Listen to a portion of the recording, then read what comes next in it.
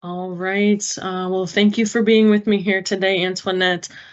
Just to start with some quick introductions, my name is Andrea Dexter. I am one of four caregiver coordinators here at WellPoint Care Network, and my team is charged with foster parent recruitment and foster parent retention.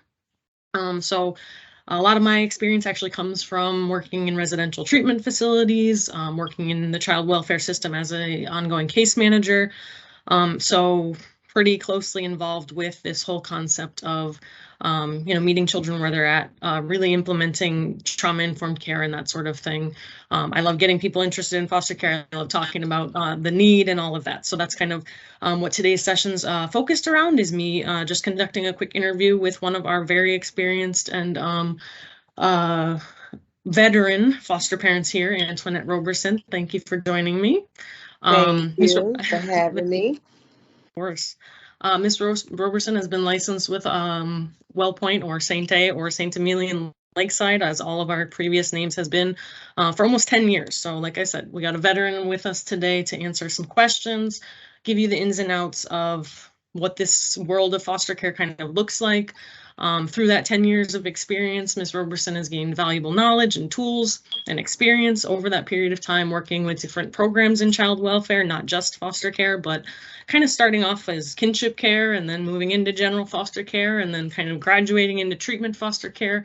And now Ms. Roberson's actually a WellPoint champion and mentor for us, kind of helping other foster parents, newer foster parents kind of learn the ropes, helping us recruit other foster parents and talking to people about how great the need for foster care is. So Ms. Roberson's had about 38 children in her care that she's been able to help. She's adopted children out of foster care. So kind of knows, like I said, all the ins and outs, lots of different levels of experience, and she's particularly skilled at developing those loving, trusting relationships with children, making them feel safe and comfortable in her home. And she's just a wealth of knowledge to be here and help answer some questions for us today. So without further ado, Ms. Roberson, what initially got you interested in becoming a foster parent? Well, when I was younger, I just had a nature of caring for children. I always had a passion of helping out kids that I was seeing that was not able to help themselves because they were so young. When I was a little girl, I used to always just, be that motherly type and just love to be there for, people in general. And then I moved to Ozaki County when I was 21, and I started helping out children that needed a need for a parent. And so, like when I would see kids that would be crying or they would go through something, I just will always be there to help them or give them advice.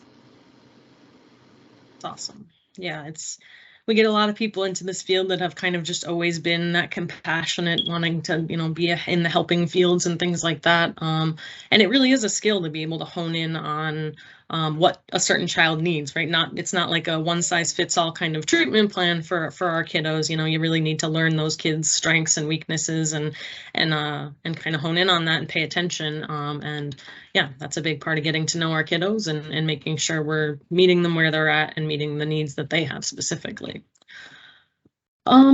What's one thing you wish you knew before becoming a foster parent?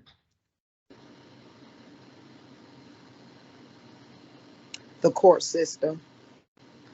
I believe that it's different when you experience than someone teaching you through a training. That way you can navigate your schedule, the kid's schedule, in a quarterly manner to make it work for all the parties that's involved. Yeah, court's a big learning curve. Foster care in general is a big learning curve, but then you get into court and they throw around all the court lingo and things like that. So fortunately, over the years, we have a lot of new roles to kind of help with that. With like foster parent mentors can go to court dates with newer foster parents. We have foster and kinship navigators. So there's a lot of supports and, like you said, training that exists just around the court process because it can be really confusing and frustrating. And it's a huge piece of foster care, right? It's a legal process. And so you're definitely being aware of that and knowing a little bit about the ins and outs of court processes can be helpful ahead of time, definitely. how do you specifically navigate those relationships with biological family to build trust and establish good communication so that when big decisions come up, hopefully it doesn't like come as a surprise to anyone specifically? I like to keep the families involved by keeping them updated with their kids' activities, school, and also whatever the kid need at the time, keeping the communication open where they are able to call me, they are able to communicate with their kid, whether if it's supervised or non-supervised, long as it's appropriate, just making sure that the parents know everything that's going on and making them feel comfortable if they have any questions, making them also understand that I'm here from them as well as the child, and I want to see them do better so the families can be reunited. Yeah, I think once you get into the foster care world, you start to see the positive sides of being able to watch a family safely reunify. But as a newer foster parent, sometimes if folks are getting into foster care because they want to expand their family or talk specifically about adoption, that piece is kind of tough. Was that your experience too? Kind of when you first came in, was that biological parent relationship kind of scary at first? How did you become more comfortable with it? Well, I'm a people person, and I'm very straight to the point. I even invited foster care. I didn't like to say foster care. I didn't like to label the children as foster care. So I would let their parents know I'm a caregiver. I'm here for them. And also, if they wanted to come see where their kids was living, I didn't have no problem with that. I think it really made them feel better, so they can know that I was very serious about making sure that the best interest was for the child. Also, letting the parent be involved as much as they can be due to any type of decisions that they will be working with the worker and the court system, and letting them know to kind of like just calm down, and it's going to be a process, but making them feel comfortable. I mean, just imagine if you was a parent and somebody took your kids out the home. I don't care what the circumstances may be. We cannot judge. I'm very transparent, and we have to be transparent because situations do happen, but we have a lot of these kids that no matter what happened, they want to be at home with their parents. So to me, involving the parents and keeping the parents aware of everything of the children has really been an easy process for me. I'm not saying it has not been challenging. I think the challenging piece of that is when the parents is MIA and the kids have visits, and you tell the kid, oh, you're going on a visit with your parent, and then something comes up, if the social worker pick them up from school or from your home, and then they run into that, I don't see my parent. So the challenging piece, when the child come home, they're sad, they're asking a lot of questions, or they act out. And so then you have to be able to make sure you comfort them, due to the level of care for the child, so they can have a good day. So what I implemented is I would never let my kids know if they was going to have a visit. I will communicate also with the worker very closely, the visitation worker, to make sure the parent would be there. So that way we wouldn't run into that problem. Of course, sometimes, it could be up and down, but we did very well working together to make sure that the kid would be very happy. That was my main thing, keeping the child happy, because they already feeling some type of way being with a stranger. When a kid come into your home, you are a stranger to them. And so you have to be able to earn their trust.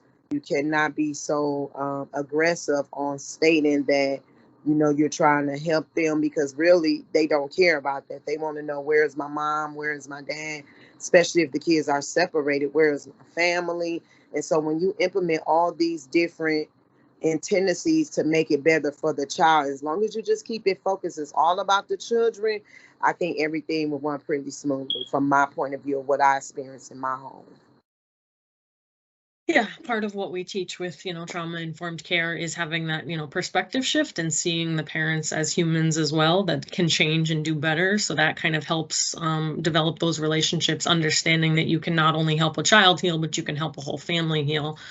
So that's part of that perspective shift. And then, yeah, speaking to that piece about sitting with those difficult feelings when there are canceled visits or missed phone calls or things like that. And, you kind of having to pick up the pieces and deal with that. And again, kind of come in from that trauma informed care view of, what we really need for these kids is consistency and structure. And so that, yeah, it becomes sticky when you're trying to give them that consistency and structure with visits and what to expect and everything. And then it doesn't, we can't control everything. So then we also have to teach those coping skills and regulation skills and, deal with the stress as it comes, but also try to manage the environment so that the kids do have a predictable and, structured environment around them as much as possible. So we're kind of giving them that safety and consistency and making them feel safe, but also teaching regulation skills when we need to, when things don't go our way or when things are unexpected.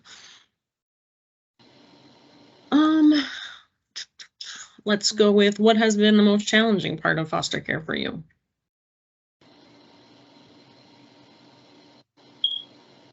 I don't. I haven't ran into kids running away or trafficking. So when I hear other parents talk about what they experience with that, so I guess I haven't had any. The challenge is the kids not wanting to adapt to the new change. And I think that's more of a challenge for them than me. Um, by me being a mature adult and I'm really understanding to kids' feelings, it was not a challenge for me because it was my calling. It was something that I love to do. It was something that my goal was to make sure that this baby walk out this house smiling, going to school, where they wouldn't have to face going to school wondering where they were going to eat at, where they were going to live. Also making sure they weren't jumping from home to home to home until they got reunification with their biological parent. So, nothing's perfect, but I think the way you structure and long as you follow the rules that the worker give you and work with the court system, I think everything for me was smooth. Good. Playing off of that, what has been the most rewarding part or best moment of fostering for you? Seeing the kids go back home happy and not coming back into the system because sometimes I did experience um, one of my babies coming back to me. Thank God it was just me and not bouncing around once again. That be the challenging part, and that hurts my heart to see them bounce around because I just couldn't imagine me bouncing around to different strangers' home. So when the kids go back home, that just really brightens up my whole day, and I know they're happy and the parents are happy, so that makes a difference. Yeah. And not only just being able to be in that family unit, but I know your big thing is siblings, right? Keeping siblings together and, even if they're not in the same home, at least maintaining those relationships so that if and when they are able to safely reunify, they still have those relationships intact. And the sibling, yeah, we can't emphasize enough how important those sibling relationships are, and as well as the parental relationships as well, and really just helping that family stay connected and feel connected. And do you stay in touch with a lot of most of the kids that have left your home? Yes, most of my kids call me or they come by and have dinner with me. They're older now, they're busy, but they do at least just say, how you doing? And I do a event that I sponsor myself and welcome all the kids to come and see each other because they grew up together. A lot of my babies now, they are out of high school and they have their own houses and they doing well. And one of my babies called me and told me she getting ready to go to college. So it really makes a difference, and it makes me feel good to know that they're doing well and that throughout their challenges in life, it made them soar and they're doing better than they probably ever thought in the beginning. When you go through life, we don't have no direction um, with knowing how things can turn out when things do happen. So to see the major turnout in some of these children and their parents' lives is awesome. I really love it. Yeah, absolutely. I think that's a part that a lot of folks don't necessarily see on that front end, is how successful and how rewarding and how awesome it can be to see a safe reunification happen. I think a lot of people think adoption would be the happy outcome of foster care, but that's one potential positive, that if a child could have a new permanent home that's going to be safe and appropriate for them. But it's just as positive, or even maybe more positive, to be able to keep that family safe and together, and see it happen well. And yeah, hearing those long-term stories of kids ending up going to college after such hard things. As I mentioned earlier, I come, from a case management role, and one of the kiddos that I worked with who had one of those awful stories of, coming into care and then getting adopted and then horrible abuse after that and coming back into care again. And as you can imagine, we're talking about the importance of consistency and building trust. And I just can't imagine being a child and having to get adopted and thinking that's permanent, and then having to come back into care. Wow. But again, just the long term, if you give things patience and you kind of only control what you can control. Again, I just heard that this young man got accepted to college and is going off to college next year. So it's just, it makes your heart happy. And, you hear the stats about foster kids aging out of foster care, and it's just, it sounds really bleak a lot of the time. So hanging on to those success stories is huge and important. Well, I think it's great that we have agencies put in place, because I just couldn't imagine. I know years ago they used to have orphanage.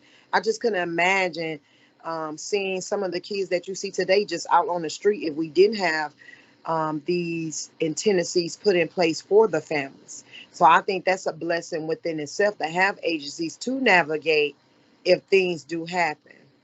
Yeah.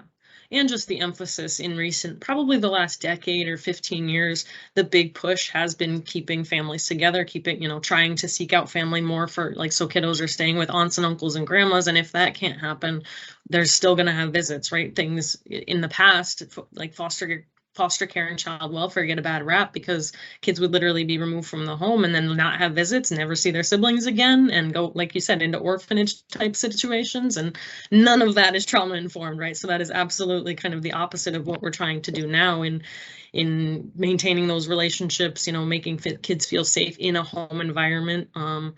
Yeah, it's really tough, because we still do have a lot of our kiddos, especially teenagers, that end up in group home types of situations. And that's probably the closest thing we still have to orphanages these days. And we don't want to, we hate putting 11, 12-year-olds that don't have any special needs into group homes just because we don't have enough foster homes to meet those needs. And so I know that's one of your big things, is working with those teenagers. And that's a big piece of sometimes treatment level foster care, but also just general homes that are willing to take teenagers. And maybe could you talk a little bit about some of the positive experiences you have bonding with teens, and what some of the positives have been around those relationships and working with teens specifically? Well, my experience working with teens have been awesome. Keeping them busy, asking them the W word. What happened? What can I do to help you? With teenagers, because this generation is very creative to me. They want someone that's going to listen to them. Once they figure out that you love them and they can trust you, they will be open up to do what their ideal is. I always encourage my teenagers to be who they are. Don't look at what other people do. Don't look at what other people have. Find their own inner self craft or whatever idea that they have that they love to do, and hey, go for it. A lot of my kids play sports. I have so many different awards and medals from my babies, and they probably didn't even think in the beginning that they would be able to accomplish. But once I give them a choice, the choice is, what do you want to do? What do you like to do? What can you do? Do you like what you do? Because if you love something, you're going to be great at it. And I also let them know when they start something, no matter what the challenge may be, they got to keep going. So I'm very structured also around with my teenagers, because I want to keep them busy. And that's what kept a lot of my teenagers, when they came into my care and I would hear these reports or read their reports of the trauma or the behavior issues. Don't get me wrong, it took some time for them to navigate their life to change. But once they found out that they were loved and that they were going to be in a stable home, they started doing very well in school. Um, I thank God I never ran into, never had any teenagers that was like fighting each other. For me to house so many kids at once All my kids got along, and I think I had to be a model. So it wasn't just about what should they do and what did they need to do. I had to walk right in front of them. I had to be an example in front of my girls. That is the gender that I took in, girls, and just building up their self-esteem, their confidence, letting them know that they should love themselves and they don't need to be in tune with all this different things that they see on social media, and keeping them involved into whatever religion that they wanted to be. I was very transparent with my girls. I gave them choices. I didn't try to make them do anything because every kid is different. So you have to give them time to, first of all, wrap their head around the change. First, they have to deal with the move of moving with someone they don't know. Then they have to deal with the school. Then they have to deal with the court system. Then they have to deal with a lawyer, and then the social worker coming out. I mean, just imagine being a teenager or a middle-aged child, and you have all these different people coming into your life just to help you get home. I mean, it's like you have to give them time to rest. That was another thing that played a big part in my home. I'm very stern, but I paid attention to my girls. I knew some of my girls was not early birds. I knew some of my girls was not as clean as I was. So me teaching them and showing them, and I made everything my girls did not want to do, I turned it into a fun activity. That's how I really got them to do the things that they needed to do to live with me. I had to make it fun. Um, a lot of music. We did a lot of music therapy, jazz, gospel, and even I would let them play some of their music as long as the one talking about kill somebody and nothing crazy. You have to let them be teenagers. We're not living back in the days where, and I was open with them. I let them have talks. We would have a meeting once a month where everybody had a chance to tell how they feel. And then some of my girls that was very personal, I learned a lot from them as well. One of my babies call it a silent battle, where you're battling with all this trauma and all this negativity in silence, and you cannot even talk to a therapist or talk to a psychiatrist. They battle with the suicidal, and that's what called suicidal thoughts. And so how we worked around those battling with silence is I gave them a journal. And when they was ready, they would write things down, and then I would go into their journal and read it. And I would let them know. And so when I did my one-on-one with my girls, that's how I was able to help them fight off those battle of silence. We just don't really know until you really just give them time to develop a relationship with you. And trust me, I have seen kids that people have said they not going to be nothing. They're not going to change. They're going to be in and out of jail. I have really seen some great, awesome U-turns in my time of working with the teenagers. So many good tips and tricks that you threw in there, because it is such a different caregiving and parenting experience with teens than it is with little babies, right? You're not changing diapers, and you don't have to keep them under your under lock and key or under your supervision 24 hours a day. You get to connect with them. You get to actually have conversations with them. You get to help them figure out who they're going to be in the world. You get to teach them these things, and I think we have a lot less patience with older kids because we expect that they know how to clean themselves and how much they should be sleeping and they should eat right. But a lot of the kids that we work with don't, like, they were never taught that, right? And so, like you said, being a good model and understanding that, you have to kind of practice what you preach. And if you do that, and rather than trying to control the teenager and rather trying to make it a teaching fun moment, like you said, that's huge, right? Anytime we try to control, they're going to bounce back the other way and try to pull back. And then we just get into that power struggle. So absolutely. Anytime you can make a learning experience fun and have that perspective shift and help them, learn those skills instead of blaming them or making them feel shamed for not, washing up the best or, sleeping in the morning and not getting to school on time. If you can make a fun routine out of it or have a perspective shift or say, I really struggled with that as a teenager too, and really kind of connect with them on that. Those are all great, great ideas. How has WellPoint supported you the most over the years?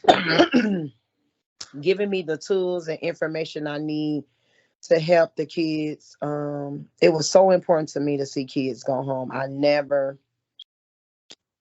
thought I would be a foster care parent. So I was always taking in kids. So I got in um, this agency, and it taught me so much about children, as far as the education tool. The trainings are very awesome. It really does give you an eye opener to how society is trying to adapt to our kids, especially with dealing with now so many different trauma and mental illness. It is so important to learn, and as they learn, Wells Point, and they're teaching the caregivers is awesome because this information help us help the parents, it help us help us as caregivers, and also working together as a team is so important. And that's what I really love. We're dealing with so many people that really has the best interest for the child. And when you come together as a team to work on the behalf of the child, it's so important. It makes a big difference. Absolutely, yeah. Meeting the needs of the kiddos we serve and dealing with all the trauma and big feelings and big issues and big topics, right? Is we're not asking caregivers to do that by themselves. Nobody should and nobody can do that all by themselves. And so that's part of what you're saying. We really try to teach at the very front end when people are just asking questions and just starting to ask about foster care, just knowing that they're not out on that limb by themselves, that there are so many new supports and services and new agencies pop up every day with even post-adoption support and school supports and all sorts of different things. So just if there's one message that somebody's taking away as a new foster parent, we want it to be that you're not alone and you have a team, and to reach out if you need help, because we are all right. We all want to help the kids. That's the bottom line, and that's why we're all here at the end of the day. And it's not, just on the foster parent or just on the case manager or just on the judge who's making major decisions, right? We have to be of team and we have to work together, like you said. Last but not least, what do you feel like is the most helpful skill, support, or training that has kept you going even on the really hard days? Praying. I am a prayer warrior. I pray. When the kids would see me pray and they would see me calm, that made them calm down. Also, just giving them a hug. When they wake up, good morning, or when they come in, how was your day? That was so important to the kids. Someone being concerned about how was their day. Giving them also one-on-one. That was so important. Everybody will have a day with one-on-one so they will be able to open up to things they did not want the other young ladies to hear. And so, just working with kids is definitely have to be something that you love to do because our kids go through a lot. Um, Even if your kids never been in foster care, your own kids, I think it really helped me understand my children. I think that's the big thing. It really did. So I just, always will be there for a child because guess what? When you're a child, you have no control. You can't tell your mother or your father, dad or mom, don't do this. It's always good to have, like we say, godparents or, like you said, the aunties and the uncles. But I learned too throughout this journey, a lot of people don't have family or they don't have family that care or family might cannot provide care. So it's very important to love, and to help as much as you can, but to make sure that you're in a position yourself to help. That was very important to me. Right now I've been on a 4-year break. Um, I didn't even realize that many children come into care. So just really taking your time to understand how everything really works. Like the kids say, make it make sense. If you make it make sense, I think it will be an easier transition for you as a caregiver and for the child to get home because we might not understand a person's situation. Some parents, I will feel like, okay, even if they went back home, you figure you have 5 kids, you've never been to college or high school, you're only bringing in $10,000 a year, you might see that kid come back around into care. So to me, I was giving my parents a lot of resources that I knew about, a lot of different people that I came in contact with working with Wells Point or people at my church. I made sure that the parents had what they needed. That way, when the kid go home, the parents would be prepared to be able to care for the child so they would not come back into care. Absolutely, yeah. Part of what you had said was, a great way to connect with kiddos and families is identifying what your own kind of coping skills or stress relievers are, right? If you can pray together, go to the same house of worship, or journal together, listen to music together, right? Any of those skills that help you regulate that you can do together are just that much more powerful because you're bonding and you're coping and you're teaching, right? So it's Mm-hmm. all these things all together, and it's all, yeah, healing and powerful and hopefully long lasting, right? Because those are the skills we need to teach in order to show people that, coping and dealing with stress isn't just oh, I did it, I'm done, like I hit that mark and now we're ready to be safe and reunify. It's an ongoing every day. Like we all need to cope, we all need to deal with stress every single day. We need to pay attention to what our body's telling us and what our brain is telling us, and kind of look deeper if we're feeling irritable and treating people around us negatively. Like we have to kind of look inside and be like, all right, what am I dealing with and how can I do better, right? So part of that is figuring out those skills, figuring out, like you said, your passions, and helping kids find theirs and helping families figure out how they're going to be safe together in the long term. So any final thoughts before we depart for today? Well, my final thought is this: our children are our future. And so, we as a household of parenting, community, and church, we have to pay attention to what's going on. This generation is totally different from even when I and you, Andrea, was coming up.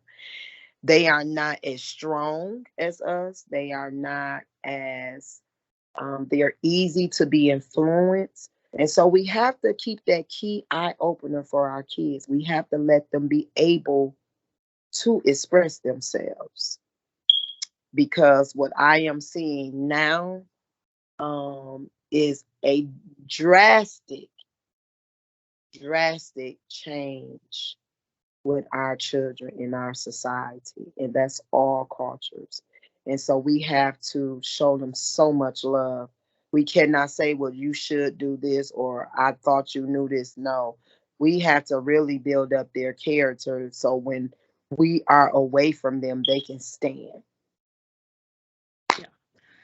Definitely. Yeah, I don't know that I would say, one generation is stronger than the rest, but this generation's definitely dealing with some stuff, right? They're living through COVID pandemics and not being able to go to school and the internet, and everybody has a cell phone, and bullying, cyberbullying.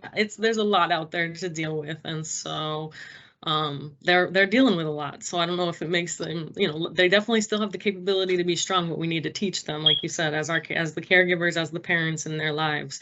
They say it takes a village to raise a child, and that's truly what we're talking about, right? We need to get our village together, Yeah. and we need to raise these children better. Yes. Well, thank you so much for your time, Antoinette. I appreciate you being here today, and I hope people find this interview helpful, and hopefully we can do this again in the future. Thank you, Miss Dexter, for having me. You have a great and wonderful day. You too. Thank you.